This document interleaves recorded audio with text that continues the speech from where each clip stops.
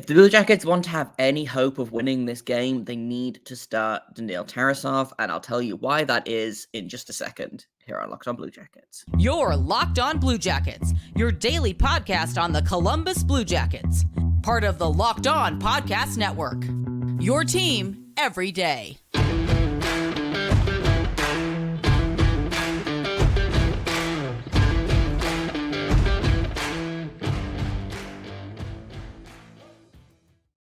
Hello and welcome to Locked On Blue Jackets, part of the Locked On Podcast Network, your team every day. I am, as always, your host, Jay Foster, here to give you the good, the bad, and the ugly about your favorite team and mine, the Columbus Blue Jackets. Before we get started, I want to thank everyone for making this your first listen of the day every single day. Locked On Blue Jackets is free and available on all podcast platforms and over on YouTube.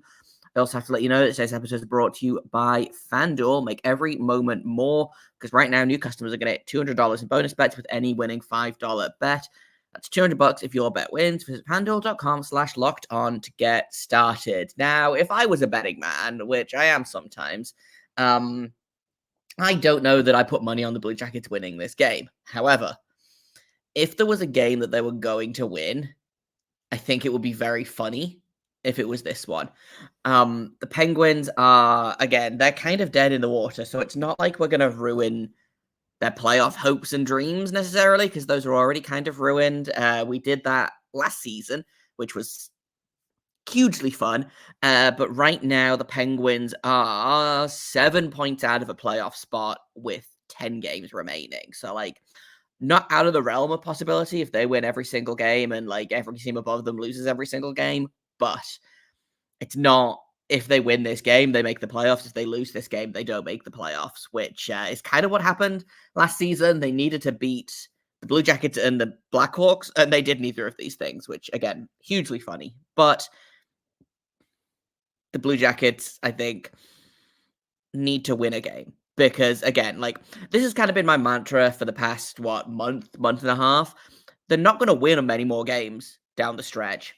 They're pretty much locked in where they are in terms of draft position. Arizona is 9 points ahead of them, and Anaheim is 6 points behind them. So barring a last minute hot streak from Anaheim or cold streak from Arizona, both of which is technically possible, the Blue Jackets are kind of where they are in the standings. I don't think that they'll jump over Arizona, and I don't think they'll drop below Anaheim. So, I'm just going to enjoy the wins, and this feels like an important one to win, just for, psychological reasons, for fan reasons. It's the Penguins at Nationwide. It's going to be... It should be a fun game. Will it be a fun game is another question entirely. It was so close to being a fun game in Pittsburgh. The Blue Jackets had 1-0 lead, a 2-1 lead, and then Pittsburgh took over in the third period, scored that one goal in the third period, and then just shut it down. The Blue Jackets need to muster more than 19 total shots. I imagine the Penguins will probably start Tristan Jarry. They seem to be doing a similar thing to the Blue Jackets where they rotate their goalies. And since they played Nedeljkovic on Thursday, feels like it's Tristan Jarry's turn, so look for him to start in goal. I believe he's not played super well against the Blue Jackets this season. He had, if I can find the right numbers, he played in the first game of the season, made 27 of 30 saves, which is, again, it's a 900 save percentage. That's perfectly acceptable. And then in the second game, I believe he was actually quite good for the Penguins. So maybe I'm talking out of my butt here. Yeah, he made 32 of 35 saves in the second game. Nedeljkovic made 17 of 19 against the Blue Jackets in the game a couple of days ago. So, maybe them starting Jarry is not great news for the Blue Jackets. He's kind of been hot and cold this season. I'm not super expecting anything amazing out of either team at this point. But I think The Blue Jackets need to start Daniil Tarasov. We'll talk about that in a second here. And I do think that a Jarry-Tarasov matchup probably gives both teams the best chance to win. Tristan Jarry has a .903 save percentage on the season right now. Again, he's been up and down, hot and cold. If they manage to figure him out, then that could be good news. In terms of the thing about the Penguins, do you remember last episode when I was like, hey, you know what's unacceptable? Letting the 31st ranked power play score on you twice. The Blue Jackets power play was so bad and the Penguins power play was so good that Pittsburgh now has a better power play than the Blue Jackets. The Blue Jackets have dropped from 28th to 31st by failing to score on either of their two power play opportunities in the game on Thursday. The Penguins scored on 2 of their 5 and have leapfrogged the Blue Jackets. So the Penguins now have a better power play than the Blue Jackets. So that's fun and cool and doesn't make me want to scream or anything like that. Because that was really kind of the only problem, really, that the Penguins have had this season is that they haven't been able to finish on the power play. And now that they're figuring that out, like, I think the Penguins will probably be better next year than they are this year, just because the power play is really the only thing that's holding them back. Their goals for per game is like not great, but I do think that their 5-on-5 scoring has been like, it's been fine. It has not been, bottom half of the league bad. But at the end of the day, I would love if the Blue Jackets could make the Penguins power play look like it has all season, which is to say, terrible. Let's talk about the Blue Jackets for a little bit, because we've talked about the Penguins, we've talked about what they bring to the table. Let's talk about the Blue Jackets. We'll do that in just a second here on Locked On Blue Jackets. First, I've got to tell you about eBay Motors. Passion, drive, and patience is what brings home the winning trophy. It's also what keeps your ride or die alive. They have everything you need to maintain your vehicle and level it up to peak performance, from superchargers, roof racks, exhaust kits, LED headlights, and more. Whether you are into speed, power, or style, eBay Motors has got you covered. With over 122 million parts for your number one ride or die, you're going to find exactly what you're looking for. And with eBay Guaranteed Fit, your part is guaranteed to fit your ride every single time, or your money back. Because with eBay Motors, you're burning rubber, not cash. With all the parts you need at the prices you want, it's easy to turn your car into the MVP and bring home that win. Keep your ride or die alive at ebaymotors.com. Eligible items only, exclusions apply. eBay Guaranteed Fit is only available to US customers. Welcome back to Locked On Blue Jackets. We're talking about the Penguins again.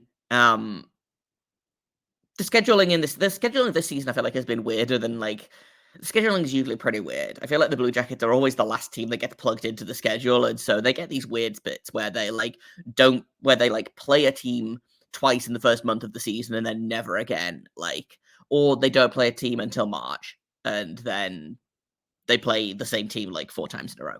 But we're talking about the Penguins. So our last game preview against the Penguins of the season. We've got one more episode tomorrow where we're going to talk about tonight's game. And then we will be free of the Penguins all summer. Don't have to think about them. Don't have to talk about them. It's going to be great. But one last game. The Blue Jackets need to start Daniil Tarasov. If they want to have a hope of winning this game, they need to start Daniil Tarasov. Elvis Merzlikins has been weak basically all month. And he's been weak historically against the Penguins as well.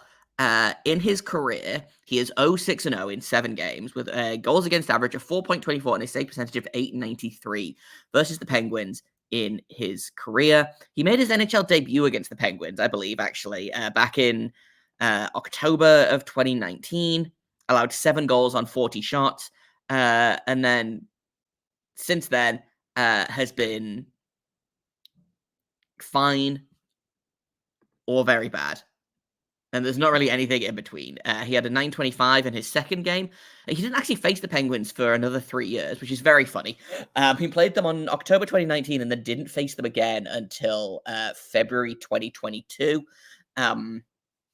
They lost that game. He was good, a 925 save percentage, had a 952 save percentage in the third game he played, where the Blue Jackets still lost because sometimes a goalie makes 40 or 42 saves and still loses because this team hates goalies and also me. 6 goals on 39 shots in his fourth game, 4 goals on 34 shots in his fifth game.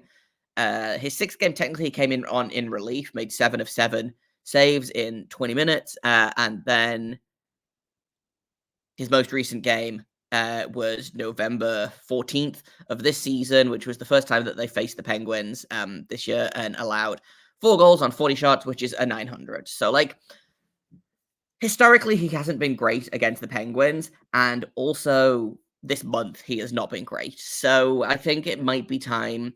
I know that they're rotating goalies. I know that they're kind of, I think, trying to repair that bridge with Merzlikins that started to kind of it was a little bit set on fire earlier in the season. It's not completely burnt down yet, but I think they're trying to either rebuild it or put out the fire or whatever. I get that they're trying to, rotate the goalies. What difference does it make? But like, this feels, and I talked about this in the first segment, like, emotionally, this feels like an important game just because rivalry, Blue Jackets have lost, 7 in a row?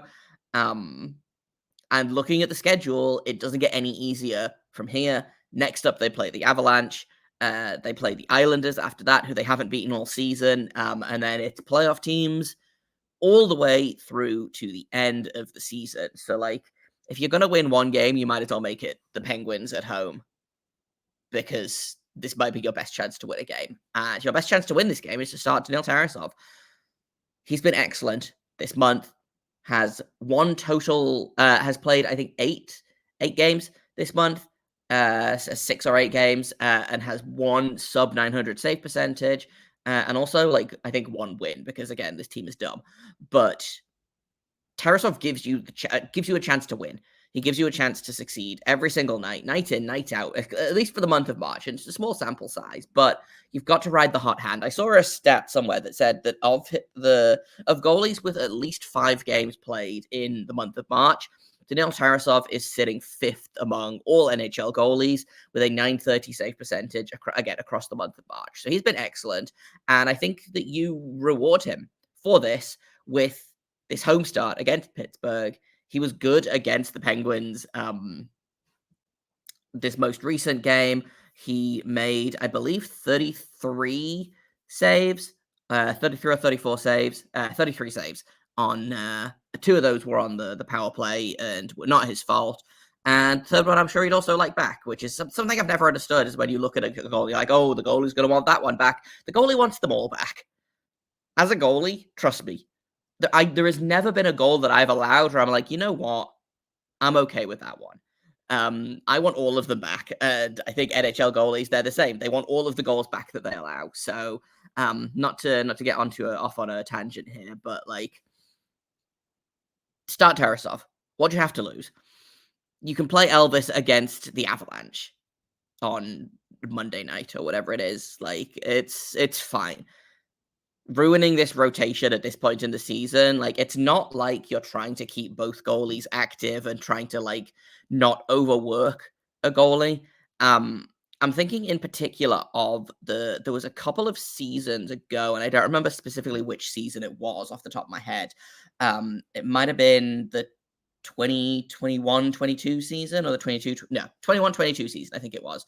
Elvis played like 24 of the last 26 games of the season. And now, admittedly, that was because Korpisalo was hurt and they didn't really have anyone to back him up at that point. I think I don't even remember who his backup would have been at that point. Like, maybe Tarasov was backing up at that point, but I think he was injured as well and shut down for the season. So, like, I genuinely don't even remember. But they wanted to see what it's like when they put a lot of pressure on a goalie and say, okay, here, you're going to play basically the entire month of February and March and the first half of April. We're not making the playoffs, so we're going to see how you do when you have this heavy workload. And I wonder if that's what I wonder if it's time to do that with Tarasov. And I know that they tried this earlier in the season, and Elvis kind of wasn't happy about it, which I guess. But I don't know that you save anything at this point in the season. Like, it's not like you need to have one goalie rested for the playoffs. It's not like there's a competition for the starting role here. I think at this point, it's Tarasov's net to lose, quite frankly. And I imagine what'll happen is they'll start Elvis anyway, because that's the rotation that they're going with. But if I was the head coach, if I was a goalie coach, if I was, if they asked me anything about this team ever, I would say, hey, start Tarasov tonight, because what do you have to lose? Nothing. Start Elvis the next 2 games if you want. Start him against the Avalanche and then the Islanders. But, like, this feels like an important game to win. And quite frankly, Tarasov gives you your best chance to do that. In terms of predictions, I didn't make a prediction for last game, up until, like, I think that it was 2-2 at the end of the second period, and I was like, "Oh, they're gonna lose this game 5-2," and they didn't do that. They only lost it 3-2, which is a victory. But I didn't make a pregame prediction, and I'm gonna make a pregame prediction today, and I think that it's a 4-3 Blue Jackets win. I think it goes to overtime, and I think, I'm going to stick with my prediction from last game for goal scorer, I think. I was umming and ahhing over whether to go Marchenko or Voronkov. I would love to predict Nylander. I don't know if he's playing tonight or not. Obviously, they sent Tyler Angle back to Cleveland on Friday morning, I believe it was. And they decided, like, which to me implies that someone is healthy enough to play tonight, unless they're going to turn around and recall him emergency today. I don't know. It might have been an emergency recall rule. I don't know off the top of my head. But sending him down, to me anyway, implies that there is a player that is healthy enough to play, and I think it might be Nylander. So, like, part of me wants to guess he scores a goal, because I do think a revenge game at the end, at the very last game that these teams play each other this season. Nylander has been great for the Blue Jackets since he got here.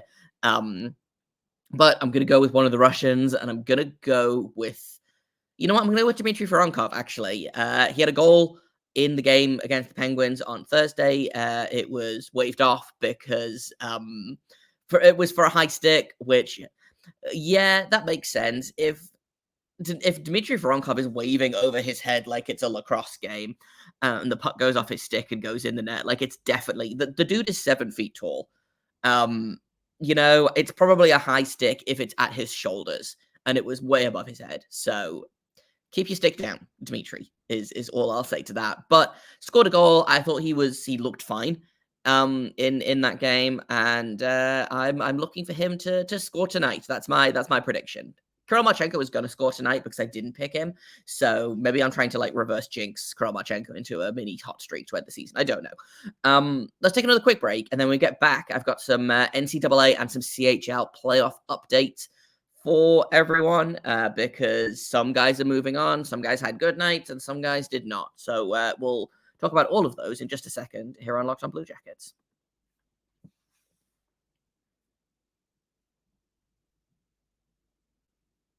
Welcome back to Locked On Blue Jackets, a segment that we're probably going to be doing pretty often from now until whenever the season ends for most of the minor leagues. And we're going to check in on some prospects who are making their own postseason appearances. Some of them came to an end last night. Only one of them, actually, I think. Some teams won, some teams did not. Some guys had good nights, some guys had quiet nights. So let's get straight into it. Let's start off over in Finland, because that's the one that's the furthest progressed. Oiva Keskinen and Tappara are up 3-2 in their series against TPS. Keskinen did not feature in the 5-2 win that put Tappara ahead in the series. He has 1 point in 5 games so far. Which is honestly about what I expected. He's not playing a ton of minutes. He only played 12 minutes and 20 in this final game, which is good for, I think, third line. But Keskinen was, I believe, a 6th-round pick of the Blue Jackets. So if he was out here, like, scoring a point every game, then I would be, you would know about it, because I would be jumping up and down and shouting it from the streets. So he's still only... I think he just turned 19 years old. So great to have him getting playoff experience at all, quite frankly. And Tappara is the best team in the Liga this season. So expecting them to, again, continue on, and it'll be interesting to see who they are going to play in the next round. I'm going to knock on wood because they haven't won yet. Their next game is today. Actually, they play at 3:00 finish time. So probably by the time you guys are all listening to this, the game will be about to start. So by tomorrow, we'll know whether Kaskinen has advanced to the next round or whether they need a game 7 to do so. And that's it for European prospects, which is still wild. I really thought that they had more European prospects that were in. I really thought they had more European prospects, full stop, that were not already over in the AHL. But let's talk about the NCAA. William Whitelaw's season is over. Wisconsin lost to Quinnipiac in the first game of the semifinals. So Quinnipiac will go on to face Boston College today, I believe. So that'll be a fun game, I'm sure. William Whitelaw finishes his rookie season with Wisconsin with 17 points, including 10 goals. A perfectly fine amount for a third-round pick rookie freshman at Wisconsin. So disappointing to see his season come to an end, especially when he was about 6 inches away from winning the game in overtime by himself. Had a breakaway. I think he put the puck off the net and then just couldn't get to the rebound because the goalie the goalie either threw his stick or lost his stick, and it was just kind of a chaotic moment. But he was this close to being the reason that his team went to the championship game for that semi-final round, which is a weird way of saying. I don't know that it's called the championship. It's fine. Going to the final, or going to the championship rounds of their respective divisions, Aiden Hreshuk for Boston College. Boston College won 6-1 over over Michigan Tech. I forgot who they were playing for a second there. A lot of yellow and navy teams played yesterday, and they all kind of got mixed up in my head. But 6-1 win for Boston College. Aiden Hreshuk had 1 assist, 1 shot, and 2 penalty minutes. He will be playing Quinnipiac for a place in the Frozen Four. So the dream of having 2 Blue Jackets prospects facing off for the Frozen Four is still alive. And then on the other, in a different division entirely, the Michigan Wolverines faced off against North Dakota and won 5-4, I believe, or 4-3, excuse me, in regulation after a wild third period from the Wolverines. Gavin Brindley somehow did not feature on the score sheet. I thought he had a good game. I thought he looked like this is all eye test because, there aren't a ton of stats available for NCAA hockey, but I thought he passed the eye test. I thought he looked good. I thought he was creating offense. Just didn't get on the score sheet, despite the fact that the Wolverines scored 4 goals. So I'm looking for him to show up big as they have a rematch against the team that beat them for the Big Ten championship, Michigan State, which is some people's pick to win the whole dang thing. So it would be really fun if there could be an upset there, I think, personally. That's it for NCAA.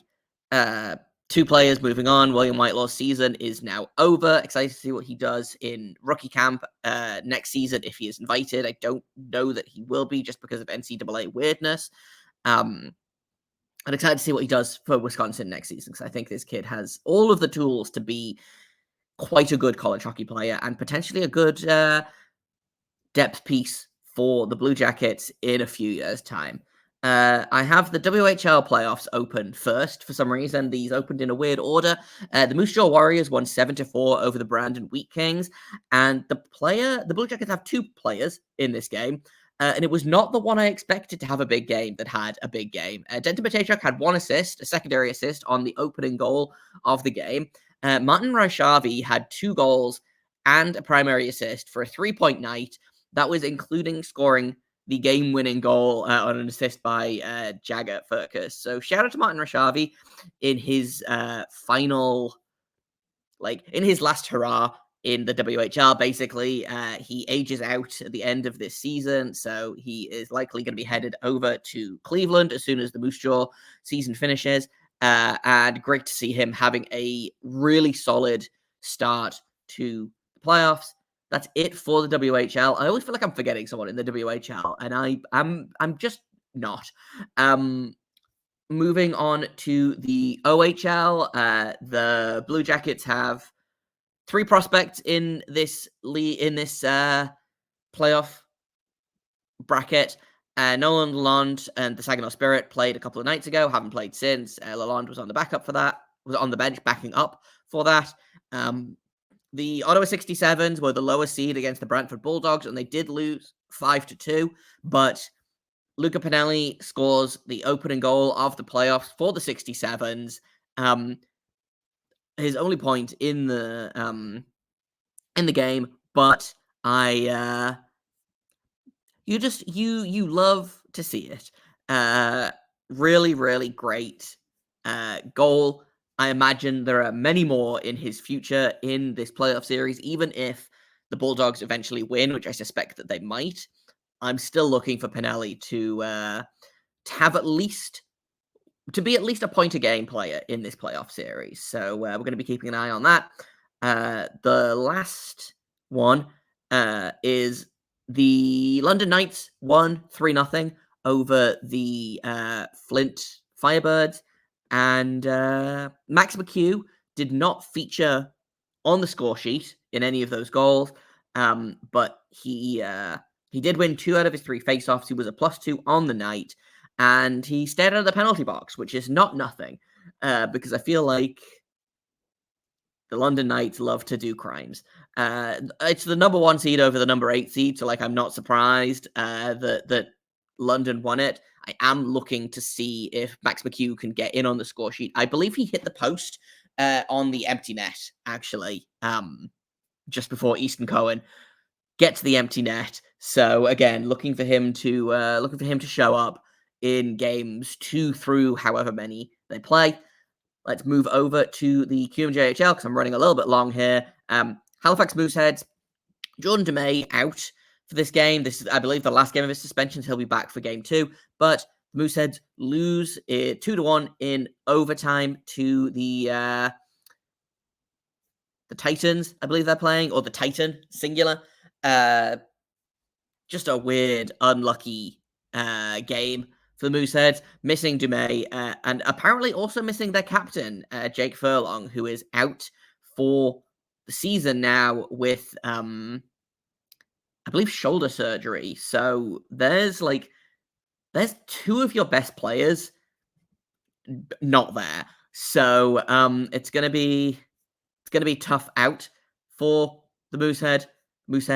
But we'll see if they can tie the series when they play. I believe the next game is Monday for them, or possibly tomorrow. And then the final Blue Jackets prospect in the CHL playoffs, Tyler Peddle. His St. John Sea Dogs lost to the Drummondville Voltigeurs, which was his previous team. He was traded from the Voltigeurs to the Sea Dogs. Did not appear on the score sheet, but also didn't take any penalties. So again, I'll take that, quite frankly. And didn't have the best night. He was 3 of 12 on the face-off dot, had 3 hits, and was a -1 on the night. So again, looking for Peddle to be better in subsequent games. But again, for a 7th round pick to be getting playoff experience, I think is really great. And I'm definitely interested to see how he does as the series progresses. Again, I'm not expecting St. John to progress in this series, but getting some more time against the Voltigeurs and playing a couple more games, I think will be very good for him.